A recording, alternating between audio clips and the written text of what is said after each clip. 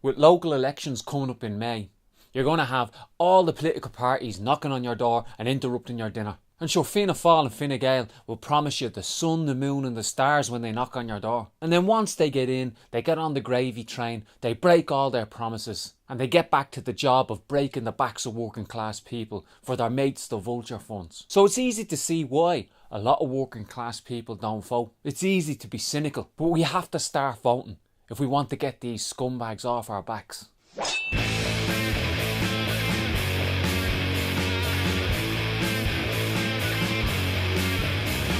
In the presidential election a while back, the turnout was only about 40% across the country.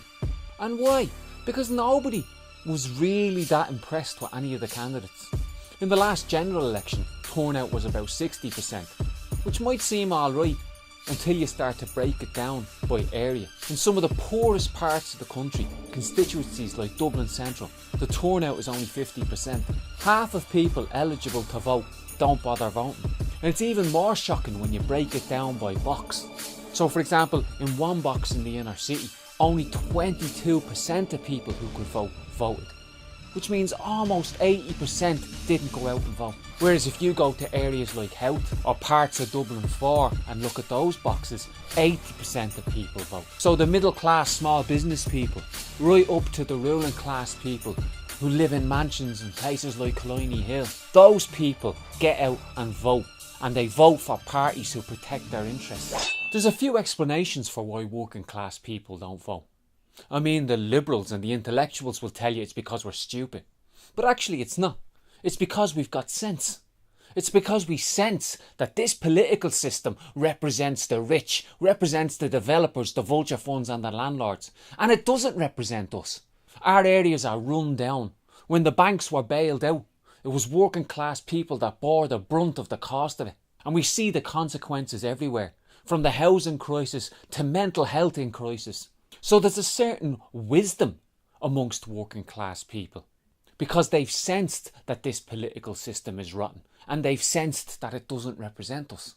But we still have to learn to vote tactically. The system we live under isn't very democratic. There are two key pillars that keep the ruling class in power. First of all, their economic wealth. No matter who you vote into the parliament, Denis O'Brien still has 6.9 billion in the bank, with which he can buy politicians and corrupt the political system. So as long as you leave obscene amounts of wealth in the hands of greedy, corrupt individuals at the top of society, they're going to corrupt your political system. They're going to just buy whatever they want and get whatever they want. Saw this in places like Greece, where a left-wing government is elected, and the rich then start threatening the government by moving their money out of the banks. And a lot of the time, people just toe that line.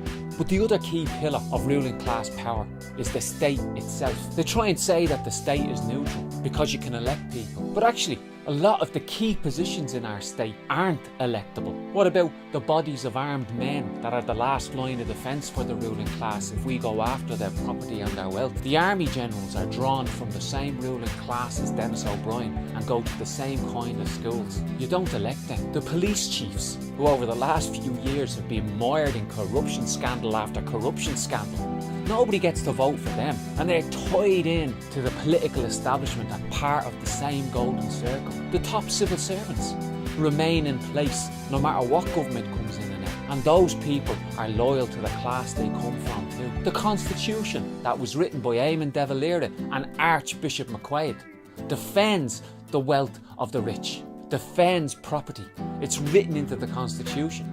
So if you say, I want to take the wealth of people like Denis O'Brien and solve the housing crisis because no working class person should be left homeless on the streets, well guess what? They declare you unconstitutional. They have the right to dismiss or arrest your government. The Supreme Court judges you appeal to, but they come from the same class. They have the economic power, they have the money, the wealth, but they also have the political power. They got the laws, they got the prisons, they got the guns. So it may seem like I'm defeating my own argument, but no. We still have to vote. You see, to bring down this rotten system and to change it so that everyone is housed, so that we have a decent health service, to do that, we have to get out in our tens of thousands on the streets, like we did with the water charges. But when we build movements like that, if we don't stand people for election, people that are from our own communities and people that really represent us, then somebody else will steal the movement and become the voice of it. Whereas if people from our class stand for election, they can use the platform of the Dáil or the platform of a local council not only to fight for legislation within those bodies that improves the lot of working class people while we're waiting for an end of this rotten system, but also can act as a megaphone, act as a shop steward, act to amplify the struggles on the streets, to advertise them, to let more people know about them, to use the legitimacy you get by being elected, to multiply and increase the militancy of those movements. Real change, of course, comes from people power, but people power is weakened if it doesn't have a voice in the Dáil or in the local council chamber. So I'd say to working class people who don't vote, I understand why you despise this political system. I understand why you feel apathy and discontent. I understand why you feel completely disconnected from these mainstream suit-wearing politicians. I agree with you, they're not out to represent us, and you shouldn't vote for them. But instead, you should vote for people who'll help to empower your community. Vote for radical left council candidates. Vote for radical left TDs.